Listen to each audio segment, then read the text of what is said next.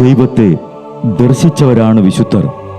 ആ വിശുദ്ധരോടൊപ്പം മാലാഖമാരുമായി സ്വർഗീയ ആനന്ദത്തിൽ ആയിരിക്കുന്ന ഞങ്ങളുടെ വാത്സല്യനിധിയായ അമ്മ ത്രേസ്യാളിൻ്റെയും പ്രിയ സഹോദരങ്ങളായ മണിദാസിൻ്റെയും ബ്രൈറ്റിൻ്റെയും പാവന സ്മരണയ്ക്ക് മുൻപിൽ ബ്രൈറ്റ് ഗ്രൂപ്പ് ഓഫ് അക്കാഡമീസ് പ്രാർത്ഥനാപൂർവം സമർപ്പിക്കുന്നു ഇന്നത്തെ വിശുദ്ധർ.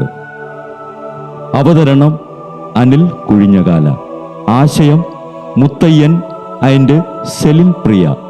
സംവിധാനം സ്റ്റെനി ആൻഡ് സ്റ്റെനിച്ച്. ഇന്നേ ദിവസം തിരുസഭ മാതൃകയായി നൽകിയ വിശുദ്ധരെ അനുകരിച്ച് പ്രാർത്ഥനയോടെ ആ പാത പിന്തുടരുന്ന നിങ്ങൾക്കേവർക്കും കർത്താവിൻ്റെ തിരുമുഖം ദർശിക്കാൻ കഴിയട്ടെ എന്ന പ്രാർത്ഥനയോടെ ഞാൻ നിങ്ങളുടെ സ്വന്തം ജസ്റ്റിൻ.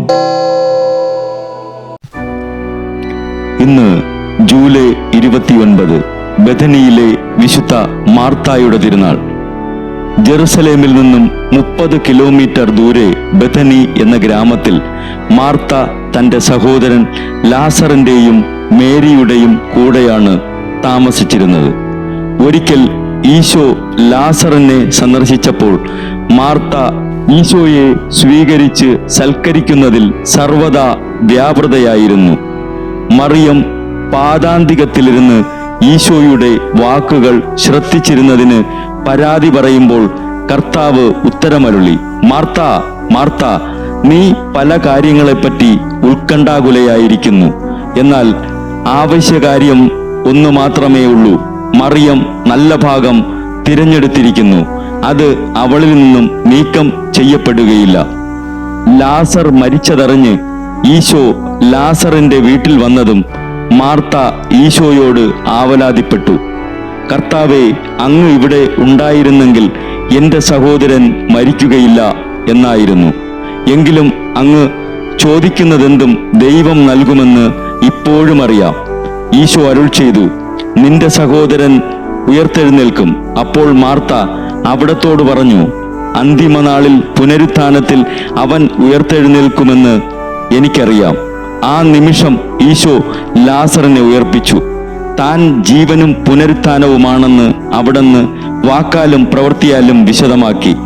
പാലസ്തീനയിൽ ക്രിസ്തുമത മർദ്ദനം തുടങ്ങിയപ്പോൾ ലാസറിന്റെ കുടുംബാംഗങ്ങളും മറ്റു ചിലരും ഒരു നൗകയിൽ പ്രൊവിൻസിലേക്ക് പുറപ്പെട്ടു. ലാസറിന്റെ ശവകുടീരം മാർസേയിലും മാർത്തായുടേത് അബിത്തോണിലും മേരിയുടേത് സെന്റ് ബോമിലും കാണാം. ബഥാനിയിലെ വിശുദ്ധ മാർത്ത, ഞങ്ങളും കർത്താവിൻ്റെ തിരുമുഖം ദർശിക്കാൻ വേണ്ടി പ്രാർത്ഥിക്കണമേ.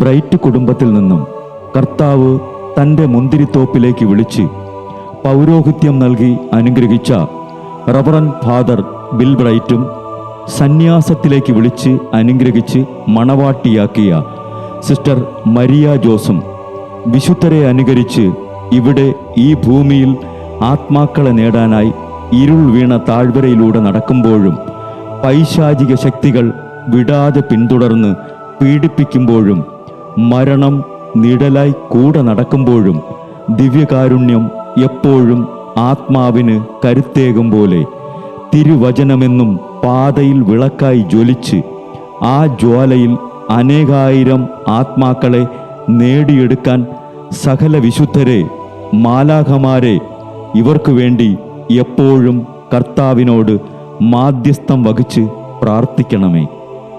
അനുദിന വിശുദ്ധർ നടന്ന വഴിയെ നടക്കുന്ന ഇവർക്ക് പിന്നാലെ കൽപ്പനകൾ പാലിച്ച് കരുത്തോടെ നടക്കുന്ന ഞങ്ങളും ഞങ്ങളുടെ പ്രിയപ്പെട്ടവർക്ക് അരികിലെത്തി നിത്യസൗഭാഗ്യം പങ്കിടാൻ അനുഗ്രഹമരുളണമെന്ന് കർത്താവേ, അങ്ങയോട് ഞങ്ങൾ പ്രാർത്ഥിക്കുന്നു.